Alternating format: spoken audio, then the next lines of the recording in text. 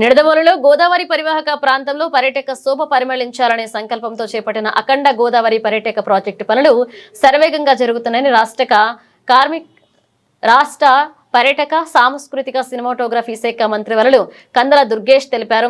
ఇక రాష్ట్ర ప్రభుత్వం చొరవతో ముఖ్యమంత్రి చంద్రబాబు నాయుడు, ఉప ముఖ్యమంత్రి పవన్ కళ్యాణ్ల దిశానిర్దేశంతో కేంద్ర ప్రభుత్వ సహకారంతో చేపడుతున్న అఖండ గోదావరి పర్యాటక ప్రాజెక్టు పనులను మంత్రి కందల దుర్గేష్ నిడదవోలు మండలం సెట్టిపేటలో స్వయంగా పరిశీలించారు. పర్యటనలో భాగంగా అధికారులతో కలిసి పనుల నాణ్యతను, డిజైన్, ప్రాజెక్ట్ రిపోర్ట్ ప్రకారం పనులు జరుగుతున్న తీరును మంత్రి దుర్గేష్ పర్యవేక్షించి నిర్ణీత సమయానికి పనులు పూర్తి చేయాలని ఆదేశించారు. ఆంధ్రప్రదేశ్ రాష్ట్ర ప్రభుత్వ చొరవతో ముఖ్యమంత్రి చంద్రబాబు నాయుడు గారు, ఉప ముఖ్యమంత్రి పవన్ కళ్యాణ్ గారు ఇచ్చినటువంటి సహకారంతో కేంద్ర ప్రభుత్వంతో మాట్లాడి కేంద్రంలోని పర్యాటక శాఖ మంత్రి శ్రీ గజేంద్ర సింగ్ షెకావత్ గారి యొక్క సహకారంతో అఖండ గోదావరి ప్రాజెక్ట్ని మన గోదావరి పరివాహక ప్రాంతంలో నిర్వహించుకుంటున్నటువంటి సందర్భం మనందరికీ తెలిసిందే.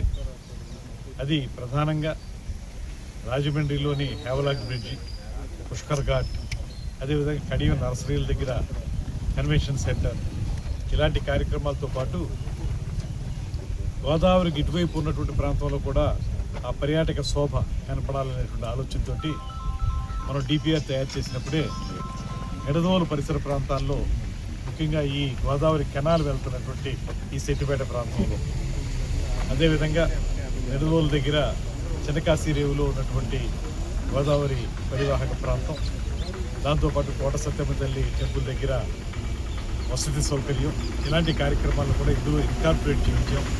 దానివల్ల ఇవాళ గోదావరికి అటుపక్క ఉన్నటువంటి రాజమండ్రి, కడియంతో పాటు ఇటుపక్క ఉన్నటువంటి నిడదవోలు పరిసర ప్రాంతాలను కూడా ఈ పర్యాటక కార్యక్రమంలో ప్రధానంగా అఖండ గోదావరి ప్రాజెక్టులో ఇన్కార్పొరేట్ చేసి అందులో కూడా పనులు శరవేగంగా పూర్తి చేస్తాం. అందులో ప్రధానంగా ఇవాళ సెట్టిపేట, మనప్పుడు ఉన్నటువంటి ప్రాంతం సెట్టిపేట.